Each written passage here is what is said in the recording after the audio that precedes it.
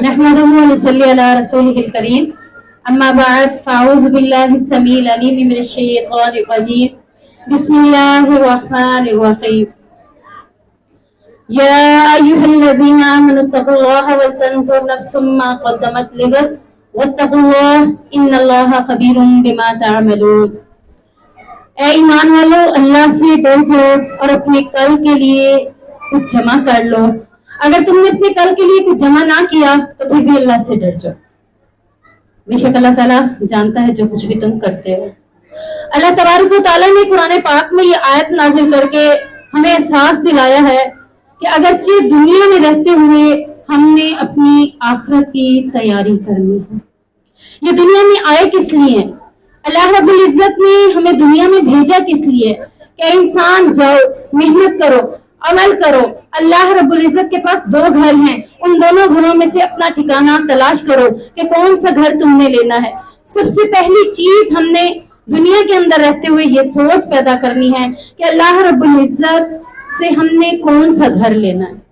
مرنے کے بعد قبر کے اندر جب ہمارے ورثہ ہمیں چھوڑ کر آتے ہیں، ہمارے لیے وہ جنت یا جہنم دونوں میں سے ایک گھر کی سلیکشن جو ہم نے کی ہوتی ہے وہ ہمارا گھر شروع ہو جاتا ہے. اللہ رب العزت کے پیارے نبی محمد رسول اللہ صلی اللہ علیہ وسلم نے فرمایا کہ جب انسان اس دنیا سے جاتا ہے اور قبر کے اندر اس کو دفنا کر جب آتے ہیں تو اس کی قبر کو اگر وہ نیکوکار ہے تو تا حد نگاہ وسیع کر دیا جاتا ہے. جہاں تک اس کی نظر جاتی ہے اس کی قبر کو کھلا کر دیا جاتا ہے، اس کی قبر کو ہوادار بنا دیا جاتا ہے، ٹھنڈک کا باعث بنا دیا جاتا ہے. یہاں تک کہ گورنروں سے جب پوچھا گیا کہ کچھ قبر کے حوالوں سے جب تم قبر کو کھودتے ہو کچھ ہمیں بھی بتاؤ کہ تم نے کچھ فیل کیا ہو، تو وہ کچھ اپنے تاثرات دیتے ہیں کہ بعض اوقات ہم ایسی جگہوں پہ قبر کھود رہے ہوتے ہیں کہ ہمیں قبر کھودتے ہوئے اس قدر ٹھنڈک کا احساس ہوتا ہے کہ ایسے لگتا ہے جیسے کوئی اے سی چل رہا ہو. اللہ اکبر کبیرہ. میری بہنوں، اس دنیا میں گرمی میں ہم نہیں رہ سکتے، تو اس دنیا کے اندر غلط اعمال کر کے، گناہ والے اعمال کر کے ہم اپنے آپ کو قبر کے اندر گرمی والے گھر میں اپنے آپ کو کیسے رکھ پائیں گے؟ قبر کے اندر میری والدہ، میرا والد، میرا بیٹا، میری بیٹی، میرے کوئی بھی عزیز و قارب میرے ساتھ نہیں جائے گا. اگر جائے گا تو صرف میرا عمل جائے گا. اگر میرا عمل نیک ہوا تو میری قبر کو ٹھنڈک کا باعث بنا دیا جائے گا، خوشبودار بنا دیا جائے گا، خوشبو کا باعث بن جائے گی. اور میری قبر کے اندر جب اعمال کا حساب و کتاب لینے کے لیے فرشتے آئیں گے تو میں جب کہوں گی نیکوکاری کی وجہ سے، اعمال کی وجہ سے، نمازوں کی حفاظت کرنے کی وجہ سے میں کہوں گی کہ ٹھہرو مجھے نماز تو پڑھنے دو، اللہ رب العزت کی طرف سے حکم ہوگا اس کے حساب و کتاب کی ضرورت نہیں ہے، اس کو تو یہاں بھی نماز کی فکر ہے. اس کی قبر کو کھلا کر دو، اس کی قبر کو جنت کے باغیچوں میں سے باغیچہ بنا دو، اس کی قبر کو ٹھنڈک کا باعث بنا دو. میری بہنوں، کب کس وقت موت ہمارے سر پہ کھڑی ہے ہمیں آ جائے اور اگلا گھر ہمارا منتظر ہے. دنیا میں ہم کھانے پینے کے لیے، سونے جاگنے کے لیے، کپڑے دھونے کے لیے، دنیا کے کاموں کے لیے صرف نہیں آئے. اصل ہمارا مقصد اپنی جنت کو حاصل کرنا ہے، اپنے آپ کو جہنم سے بچانا ہے. اسی لیے اللہ تبارک و تعالیٰ نے قرآن پاک میں بہت سے مقام پر ہمیں توجہ دلائی ہے. اے لوگو، اے ایمان والو، اللہ سے ڈر جاؤ اور اپنے کل کی فکر کر لو، کیونکہ کل کا دن وہ دن ہوگا جب اللہ قہار اور جبار بن جائے گا. میری بہنوں، آج اللہ غفور الرحیم ہے. مہنگائی دیکھ لیں، آج اللہ غفور الرحیم ہے. اپنے حالات چیک کر لیں، اپنے مسائل چیک کر لیں، اپنی مشکلیں چیک کر لیں، اپنی اولاد کی نافرمانیاں چیک کر لیں. اور جب اللہ غفور الرحیم ہی نہیں ہوگا پھر کیا منظر ہوگا؟ اللہ رب العزت نے فرمایا کہ میرا غضب جو ہے، میری رحمت اس کے اوپر سبقت لے گئی، یعنی میں غصہ نہیں کروں گا، میری رحمت زیادہ ہوگی. اور کل اللہ رب العزت کا غصہ اس قدر ہوگا کہ اس کے غصے اور اس کی غضبناکی کی وجہ سے اس کے فرشتوں نے اس کے عرش کو تھاما ہوا ہوگا اور اللہ رب العزت سب کا حساب و کتاب کرے گا. میری بہنوں، تھوڑا سا حساب دینا ہمیں بڑا مشکل لگتا ہے. اپنی زندگی کے 40 سال، 50 سال، 60 سال اپنا حساب ہم کیسے دیں گے کہ ہم نے کتنی نمازیں چھوڑی صرف دنیا کے نمود و نمائش کے لیے, دنیا کے فیشن کے لیے, دنیا کے فنکشنوں کے لیے, دنیا کے معاملات کے لیے, دنیا کی خوشیوں کے لیے. ہم اپنی نمازوں کو خیر بات کر دیتے تھے, اپنے چہرے پہ تھوپا تھوپی کی وجہ سے اپنی نمازوں سے غافل ہو جاتے تھے. کل اللہ کو کیا جواب دیں گے؟ اللہ پوچھے گا بتاؤ کتنی نمازیں پڑھ کر آئے ہو, نمازوں کا حال سناؤ. اور ہم اللہ سے کیا کہیں گے؟ اللہ رب العزت خود قرآن پاک میں نقشہ کھینچتے ہوئے کہتا ہے کہ پھر میں کہوں گا فویل للمصلین, ایسے نمازیوں کے لیے ہلاکت ہے جنہوں نے اپنی نماز سے زیادہ قیمتی دنیا کے معاملات کو رکھا, دنیا کے فیشنوں کو رکھا, دنیا کی خوشیوں کو رکھا, دنیا کے معاملات کو رکھا. اللہ رب العزت ایسے نمازیوں کے لیے کیا کہے گا کہ ویل ہے, ہلاکت ہے. آج موبائل کی وجہ سے نماز نہیں پڑھی, آج ٹی وی ڈراموں فلموں کی وجہ سے نماز نہیں پڑھی, آج میک اپ کی وجہ سے نماز نہیں پڑھی, آج بچوں کی وجہ سے نماز نہیں پڑھی, آج میرا دل نہیں چاہ رہا تھا میں نے نماز نہیں پڑھی, آج مجھے تھکاوٹ ہو رہی تھی میں نماز نہیں پڑھی. اتنے عذر اور اتنے بہانے تراش لیتے ہیں. اللہ کے سامنے جب کھڑے ہوں گے کوئی جواب نہیں بن پڑے گا. تو آج اپنی فکر کرو. اللہ نے اسی لیے کہا لوگوں سے نہ ڈرو, اللہ سے ڈر جاؤ. لوگوں نے کیا کرنا ہے؟ چند دن باتیں کر کے وہ اس قصے کو بھول کر اگلا قصہ ان کا منتظر ہوگا, اس کو چٹکارے لے کر لوگوں کو بتائیں گے. آج آپ دنیا کو راضی کر ہی نہیں سکتے. دنیا کو چاہیے کیا؟ مشغلہ چاہیے. آج ایک بات کے اوپر تو وہ قصہ ختم ہوتا ہے تو دوسری بات کے اوپر ہم دنیا کے لوگ چسکے لینے کے لیے, مزے لینے کے لیے لوگوں کے گھروں میں گھس کر ان کے معاملات کے بھی تمہارے گھر میں کیا ہو رہا ہے, تمہارا خامن کیا کر رہا ہے, تمہاری نند تمہارے ساتھ کیسے ہے, تمہاری ساس تمہارے کے ساتھ کیسے ہے, وہ ساری باتیں قصے نوٹ کر کے اپنے ذہنوں میں بٹھا کر لوگوں کے سامنے بیٹھ کر چٹخارے لے کر بیان کرتے ہیں فلاں کے گھر میں یہ مسئلے ہیں. اللہ اکبر کبیرہ. میری بہنوں, ایک تو بیوتے, اوپر سے نمازوں کی کمیاں, اوپر سے ایک دوسرے کے اوپر لان تان کرنا. آج ہم کتنے گناہوں میں اپنے آپ کو ملوث کر چکے ہیں اور ابھی بھی شکر کرے کہ اللہ کی رحمت ہم پر برس رہی. جب میں نے سنا کہ ملتان کی تحصیل جلال پور زیادہ دور نہیں ہے, بہت ہی قریب ہے, میں نے سنا کہ وہاں دریائے ستلج کا پانی بہت زیادہ آ گیا اور اس قدر زیادہ آیا کہ 300 بستیاں ڈوب چکی ہیں. اور اس رات مجھے خوف اس بات کا آیا کہ وہ تو یہ قریب ہے, اگر رات کو ہم سو گئے اور صبح ہم اٹھے, ہمارے گھروں کے اندر اللہ کی طرف سے یہ پانی آ گیا اور ہمارے گھر تباہ و برباد ہو گئے, ہم خود تباہ و برباد ہو گئے, تو ہمارا کیا ہوگا, ہمارے ساتھ کیسا ہوگا, میں کیسے فیل کروں گی.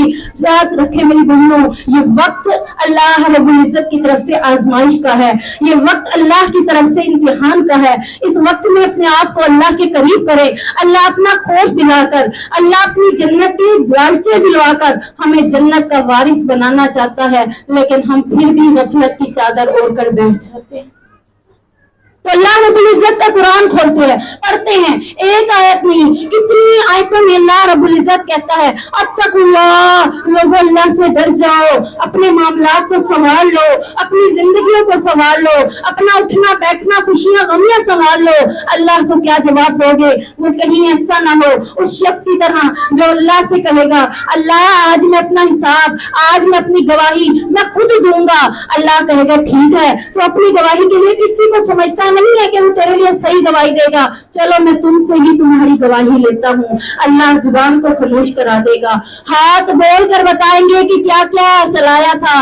ایک فون اٹھا کر بیٹھے, واٹس ایپ سے دل بھرا تو فیس بک کھول دیا, فیس بک سے دل بھرا تو یوٹیوب کھول دیا, یوٹیوب سے بھی دل نہیں بھرا تو انسٹاگرام کھول دیا, اور کیا کیا ویب سائٹیں بھر کر ہاتھوں کا استعمال کر کے ان کے ساتھ کیا کچھ دیکھتے ہیں.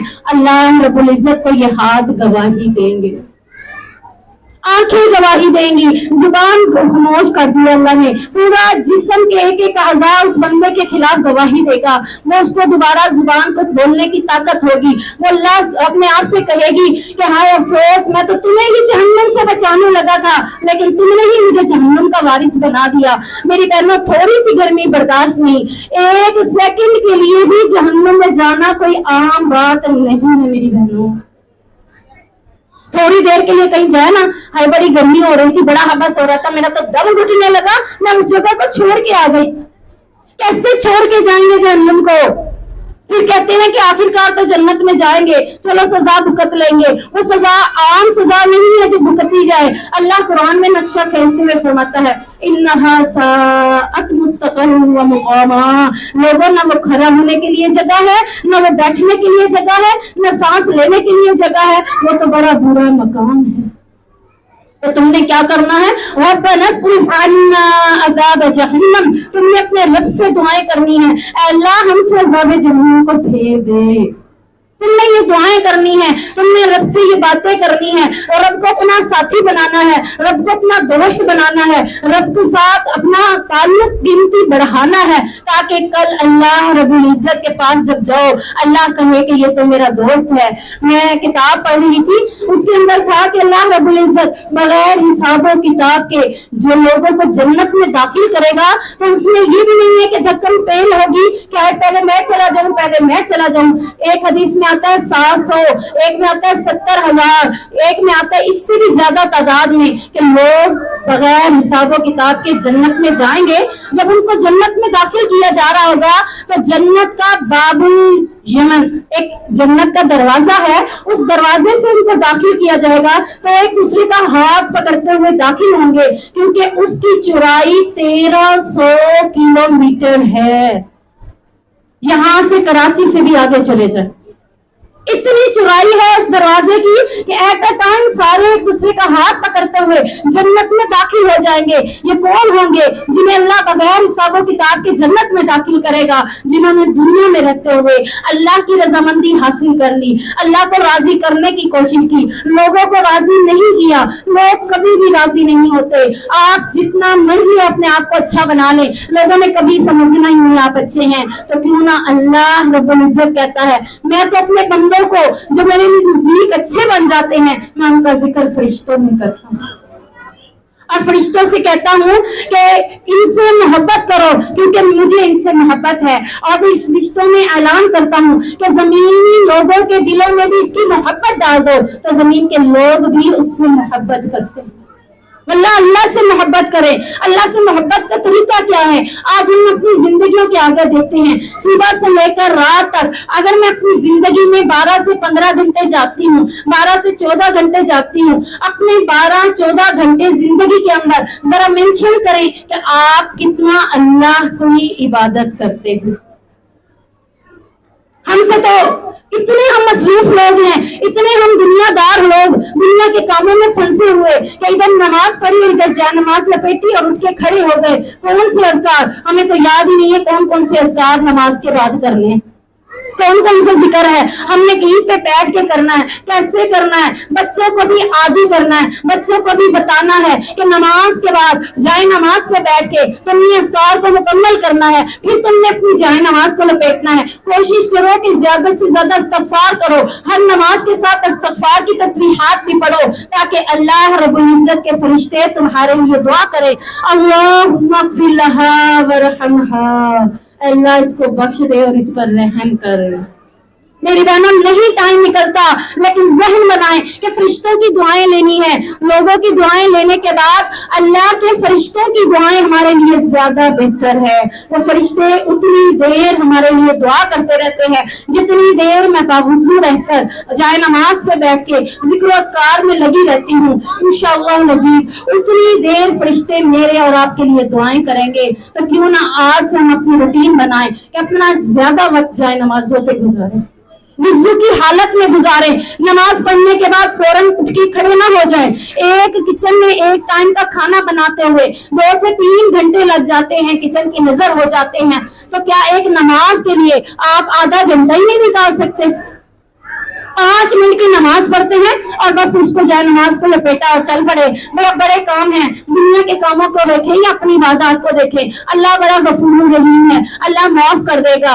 اللہ تو غفور الرحیم ہے، اللہ تو معاف کرتا ہے. کیسے میری بہنوں؟ اللہ کہتا ہے لے آؤ اپنی زندگی کے کئی سالوں کو گناہوں میں لپیٹے ہوئے، آ جاؤ میرے دربار میں، میرے آگے ایک آنسو تو بہاؤ، دیکھو میں تمہارے سارے گناہوں کو معاف نہ کر دوں تو پھر کہہ دوں.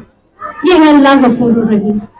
یہ نہیں ہے کہ آپ گناہ پہ گناہ بھی کرتے رہیں اللہ پھر بھی غفور الرحیم.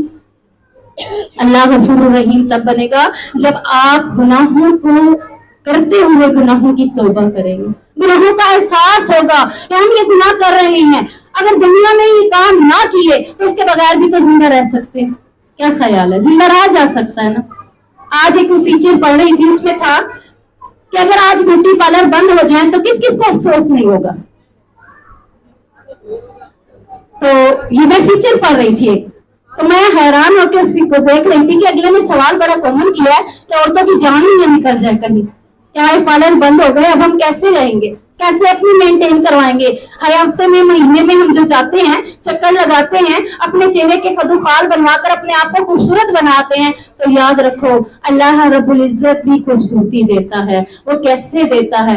اللہ کہتا ہے کہ میں اس سے محبت کرنے کے لیے لوگوں کے دلوں میں محبت ڈال دیتا ہوں. وہ لوگ خود اس سے محبت کرتے ہیں. وہ صرف اس کی مینٹین کو دیکھ کر نہیں, وہ اس کی سیرت کو دیکھ کر, وہ اس کے عمل کو دیکھ کر وہ اس سے متاثر ہوتے ہیں. اللہ اکبر کبیرہ. میری بہنوں انشاءاللہ العزیز اللہ کو راضی کرنے کی کوشش کریں.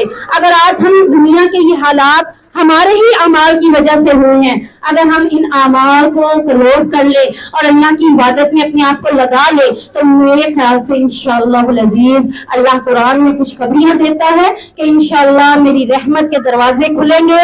میں تو خزانوں کو بے بہا تم پر بہاؤں گا, اور اتنے خزانے ہوں گے کہ تم میں سے جو جتنا چاہے لے جائے, میرے خزانے میں کوئی کمی نہیں ہوگی.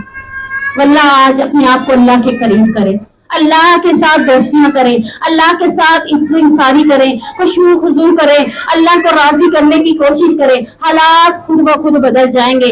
ہم سوچتے ہیں رات سوئیں شاید کہ صبح حکومت بدل جائے, حکمران بدل جائیں گے تو حالات بدل جائیں گے. یاد رکھو سب سے بڑا حکمران اللہ کی ذات. اللہ کہتا ہے میری اجازت کے بغیر تو درخت کا پتا ہی نہیں گرتا, تو حالات کیسے بدلیں گے؟ حکمرانوں کے ساتھ حالات نہیں بدلتے. اللہ کہتا ہے تم اپنی حالتیں بدلو, میں تمہاری حالتوں کے بدلنے کی وجہ سے معاشرے کی حالات بدل دوں گا. تم اللہ کو یاد کرو, اللہ کا ذکر کرو, اللہ کا شکر کرو, اللہ تم پر اپنی رحمت کے دروازے اور بھی کھول دے گا. ابھی بھی ناشکری نہ کریں, اللہ کا شکر ادا کریں. ابھی آپ سن رہے تھے نا کہ وہ 2 مہینے تک کالا پانی کالا کھجور استعمال کرتے تھے. اللہ ہمارا ایسا وقت تو نہیں آیا نا اللہ لے کر آئے. تو شکر کے کلمے پڑھیں تاکہ انشاءاللہ العزیز اللہ رحمت کے اور بھی دروازے کھول دے. اللہ جب تک زندہ رکھے اسلام پر رکھے, اور جب موت دے تو کلمہ کی اور شہادت کی موت نصیب فرمائے. اللہ ہمارا یہاں بیٹھنا قبول کرے. اللہ جب تک زندہ رکھے تو دین کے ساتھ جڑے ہوئے رکھے. وما توفیقی الا باللہ وما علینا الا البلاغ المبین.